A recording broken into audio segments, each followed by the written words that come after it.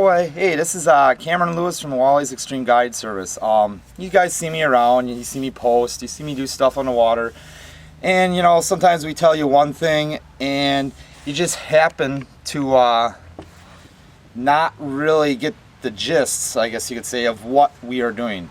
Harnesses, you know, everybody knows what a crawler harness is.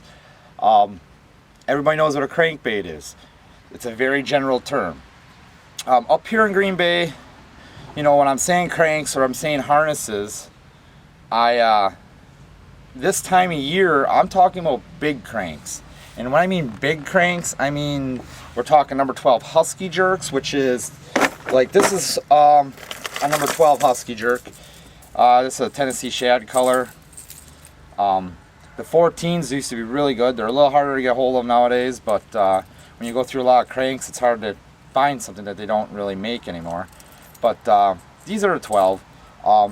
You know, the most typical colors, they're, you know, you get the custom painted ones.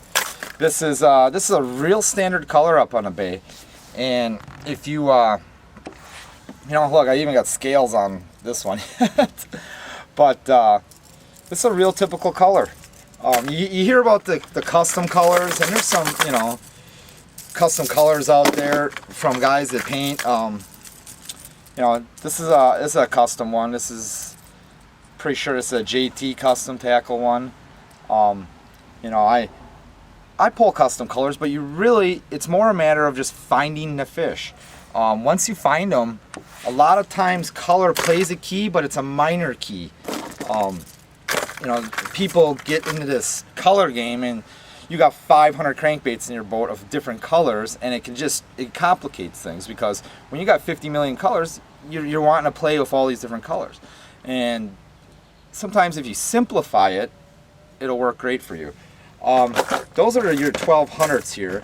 I got a couple other baits that I don't pull as often, so to say, but they do work when the, you know, stars align. This is a old school half-ounce thunder stick, deep thunder stick. These things are shovels. They get down real deep.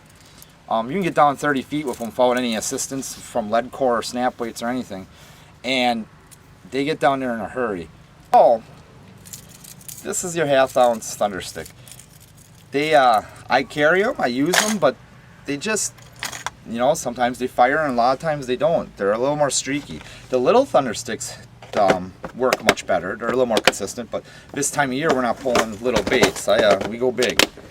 And then another crank we tend to use lately is, when they talk about reef runners, this is an 800 reef runner. Okay, that is an 800. What else you have, I don't know if I got them out here, no. But then you have a 600, which is, you know, about that much shorter. They're a smaller bait. But this time of year, this is what we call an 800 reef runner. This is another one of the cranks we will pull when you hear cranks. Again, here's your typical gold, easy color for Green Bay and so forth. And then lately we've been actually, I got it on video the other day here, and we were pulling TDD11 Rapalas, tail dancers. It's another banana bait similar to a reef runner, and I mean, in some of the spots I'm fishing, this is what's working. This one's a new one, and its paint's already getting beat up. We've got some good fish on it. And again, a TDD11 can get down, I mean, it says right here on the bill, it gets down 30 feet. So it gets down in a hurry. It's great for fishing Green Bay fish. It gets you down deep. These fish this year after warm water are deeper on average, and you need to get down there. If you don't have to do it with lead core or snap weights, I find it to be a little easier and better. So you tend to go to these big shovel style bills. Another one, which until like this year, I really didn't have too much success on them, and this year I'm starting to have some pretty decent success on them. And this is a Trolls 2. This is a Trolls 220. This one's this blue and silver, very typical color that you know, what you'd say would mimic live bait, and been working. Trolls 2s are pretty simple. When you look on the box from Apollo, it says Trolls 210. that means at 100 feet out that we'll go 10 feet down. Trolls 220 at 100 feet out we'll go 20 feet down. And that in itself can simplify things really easily. You're down 20 feet. If your fish are there, you're there. Another thing I want to show you that I do, and this is a really funny thing. So many anglers are different on what they do for pulling cranks. I grew up trolling, pulling cranks. It wasn't until way later did I start to use harnesses from the people who taught me when I was a kid. And what I do is, if you see it here, this is a regular snap. Then I'm running a 14-pound fluorocarbon leader. It's still a little light for bumping rocks and getting beat up, so you gotta watch them. But you go up, and then I run a barrel swivel. This barrel swivel connects to your main line to your rods. The reasoning behind the way I run this, I run a 3-foot lead, is that the bulk on the end of the bill. When you run snap swivels, they tend to be, an inch. A bigger sample will be an inch long, and it's off the end of the bill.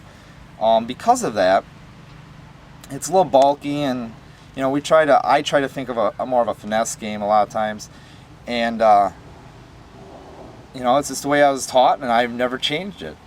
The other thing about running a lead is rocks and fish. You want to run, I run the typical lines. Some guys run 17, 20-pound test trolling walleyes, which is, in my mind, ridiculous. But I run, this year I switched to Berkeley 12-pound big game, and I'm loving it. I used to pull 10-pound a lot, but the Berkeley's only a 1/1000th of an inch thicker. So for depth and drag and all that while you're trolling, really no difference, and it's much stronger. I mean, I literally can bend my freaking rod holders over, and it'll hold. But running these leads allows you clear line, being fluorocarbon, and it's tougher line. I've actually thought about going to maybe a 17-pound lead at times when I'm really hitting rocks. We've even thought about running, wire if you're grinding rocks. Some of my spots this year are literally in the rocks, grinding them in there. The fish are buried in it, or rock fish, so they lay in between the boulders, and I lose some crankbaits in there and stuff, but I can pull those fish out, and I beat my line up in trying. So, but yeah, when you hear me, I say cranks, and it's this time of year, it's these bigger build cranks, your husky jerks, your reef runners, your tail dancers, trolls 2s, the 1/2 ounce deep thunder sticks, of course, I pull them, and I will, when stuff's struggling or I'm in a search mode, so to say, I will put one out there and see what happens.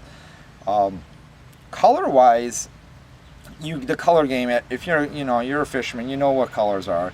You know that there's a million different options out there, and sometimes it's more complicated it's this color, and this color. Then just keep it simple. Find the fish. If you find the fish and you can't get them to go, then you go to colors. But your Green Bay, golds, oranges, your typical walleye standard colors work, and they work most of the time. So, in tournament situations and stuff like that, yeah, we'll get in a color game thinking it'll upgrade your fish to a larger, average. But otherwise, stay simple and just find the fish. Green Bay is about finding fish. The biggest problem out there about finding fish is that you burn a lot of gas graphing. I've literally gotten up at 4 in the morning, have graphed for 3 hours without even putting a line in the water to find my fish. Usually I don't have to do that, and I don't do it with clients and stuff like that. That's more of a tournament situation, and where we're farther up north or whatever. But when you're out there, make sure you're finding fish. If you're not seeing them on your electronics, you're not going to be catching them. There's only one instance where you will not catch those fish if you're not seeing them, and that's if they're way high in the water column. And then if you have side imaging, you'll see them off to the side of the boat. But if you're not seeing them down below, usually they're not going to be up high either. Usually when you find high fish in the water column on Green Bay, there's going to be some stragglers that are not as active and they're going to be lower in the water column, and you will mark them. If you're not seeing nothing, it's probably because there's nothing there. And if that's the case, you know, you're just wasting time on the water. So anyways, I just want to give you guys a little bit of a piece of what we call cranks, as I guess you say, on the bay this time of year.